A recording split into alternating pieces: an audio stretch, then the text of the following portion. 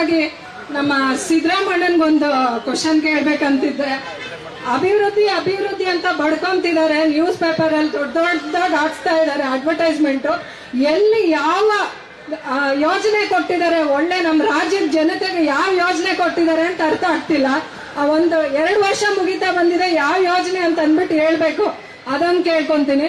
ಮತ್ತೆ ಇವಾಗ ನಮ್ಮ ರಾಜ್ಯದ ಜನತೆ ಏನಕ್ಕೆ ಇವ್ರನ್ನ ಆಯ್ಕೆ ಮಾಡಿದ್ದಾರೆ, ಏನಕ್ಕೆ ಆಯ್ಕೆ ಮಾಡಿದ್ದಾರೆ? ಮೂಲಭೂತ ಸೌಕರ್ಯಗಳನ್ನ ಕೊಡ್ಲಿ ಅಂತ ಆಯ್ಕೆ ಮಾಡಿದ್ದಾರೆ. ಇದು ಯಾವ್ದೋ ಗ್ಯಾರಂಟಿ ಯೋಜನೆಗೋಸ್ಕರ ಆಯ್ಕೆ ಮಾಡಿದ್ರೆ ಇಲ್ಲ. ನಮ್ಮ ಇಡೀ ರಾಜ್ಯ ಗುಂಡಿ ರಾಜ್ಯ ಆಗ್ಬಿಟ್ಟಿದೆ. ಎಲ್ ನೋಡೋ ಗುಂಡಿ, ಆ ಗುಂಡಿಗಳಲ್ಲಿ ಬಿತ್ತು ಸಾಯ್ತಾ ಇದ್ದಾರೆ. ಆಮೇಲೆ ನಮ್ ಲಕ್ಷ್ಮಿ ಅಕ್ಕ ಪಾಪ ಹಾಸ್ಪಿಟಲ್ ಅಲ್ಲಿ ಇದ್ರು, ಬಂದ್ರೆ ಎಲ್ಲ ಗೊತ್ತಾಗ್ಲಿಲ್ಲ.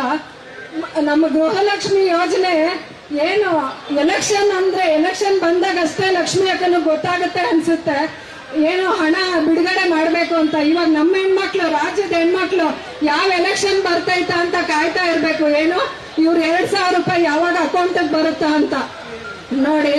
ದಯವಿಟ್ಟು ನಾನು ಏನ್ ಕೇಳ್ಕೊಂತೀನಿ ಲಕ್ಷ್ಮಿ ಅಕ್ಕನವ್ರಿಗೆ, ಯಾವ್ದಾದ್ರು ತಿಂಗಳಲ್ಲಿ 1 ದಿನಾಂಕ ನಿಗದಿ ಮಾಡಿ. ಇವಾಗ ನರೇಂದ್ರ ಮೋದಿ ಅವರು ಅವ್ರು ನುಡ್ದಂತೆ ನಡ್ಕೊಂತಾ ಇದ್ದಾರೆ. ಪ್ರತಿ 4 ತಿಂಗಳಿಗೊಮ್ಮೆ ರೈತರ ಖಾತೆಗೆ ಬರ್ತಾ ಇದೆ. ಅದೇ ರೀತಿ ನೀವೊಂದು ಡೇಟ್ ನಿಗದಿ ಮಾಡಿ. ಆ ನಿಗದಿ ಮಾಡಿರೋ ಡೇಟ್ಗೆ ಸರಿಯಾಗಿ ನೀವು ಪ್ರಾಮಿಸ್ ಮಾಡಿ ಸುಳ್ಳು ಎಲ್ಲ ಹೇಳಿ ನಮ್ಮ ಹೆಣ್ಮಕ್ಳ ಹತ್ರ ಓಟ್ ಹಾಕ್ಸ್ಕೊಂಡು ಇವತ್ತು ಕಾಂಗ್ರೆಸ್ ಸರ್ಕಾರ ಗೆದ್ದು ಬಂದಿದ್ದೀರಾ.